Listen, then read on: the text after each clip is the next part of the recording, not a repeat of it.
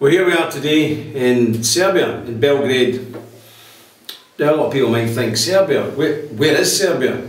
Well, Serbia is just south of Hungary. It's a very ancient nation, and it's a nation that's suffered much over the centuries, especially from Islamic aggression.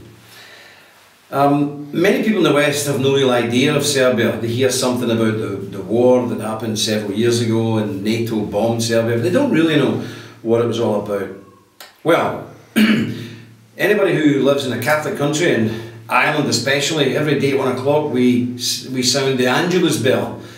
There would be no Angelus bell. In fact, there would be no Western Europe if it hadn't been for the Serbs, because in 1389 the Serbian forces, at great cost to themselves, halted the advancement of the Ottoman Turks, the Islamic forces invading Europe. And if the Serbs hadn't sacrificed themselves by the thousands, they would have overran Western Europe, and today we would be Muslim nations. I know we're almost Muslim nations right now with the immigration problem, but we would have had the last 600 years a very different history. So this is what we need to understand, and this war isn't something that happened in ancient history. This is still going on. In 1998-99 there was a war here, mainly caused by Islamic aggression from Albania taking over the southern part of Serbia, which is called Kosovo. And of course the Serbian Christian nation fought back. And what happened? Tony Blair and Bill Clinton then launched the full power of NATO against this small country, a country of 10 million people, a country that's just emerged from Soviet rule, from the oppression of the Marxists, and all of a sudden NATO's dropping bombs on a modern Christian city. And I've seen it. To this day the damage is still immense. Huge skyscrapers blown to pieces, like something you would see in Baghdad. And this happened. And this was done in our name, Western name. I am absolutely ashamed, horrified, that this solid, ancient Christian nation that saved our skin, that saved the whole of the West from becoming Islamic, overrun by Islamic forces, who paid such a heavy price, and then when they dare fight back against a Muslim invasion, we unleash the powers of the Western war machine against them. And now the south of the country has been overrun.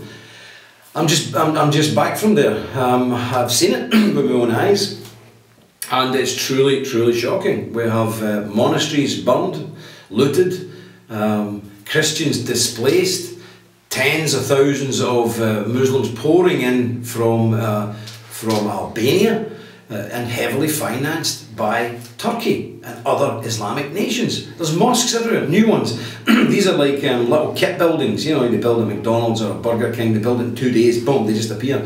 It's the same with these mosques. There's some villages where there are a mosque here and 100 metres away, another mosque, and another 100 metres up the motorway, another mosque. There's not enough people to go to these mosques. These are territorial markers to say, we have now took your Christian land and we're here for good. And why are they here for good? Because the West, America and the United Kingdom in particular, have got military power to make sure that the Muslims keep control of these Christian lands. This is shocking. This is desperately, desperately shocking. And the people in the West really need to make representation to their elected people and tell them that you know, we do not support this. The normal people do not support this. Up until recently we didn't even know anything about Serbia. Now we do. When we can stand back and watch a Christian nation face such bullying tactics, such aggression from Islamists, backed up by NATO, backed up by America, and backed up by Britain, this is unacceptable. This is unacceptable, and Christians really need to speak out.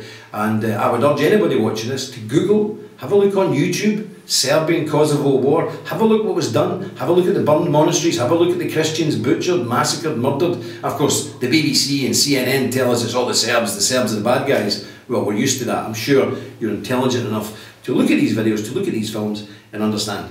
How would you feel if the southern part of your country was overrun by invading Muslims and NATO starts bombing you if you dare fight back? So please look at this situation, look at Serbia, look at Kosovo, and do your level best to help these people, because they really need it. Thank you, God bless you.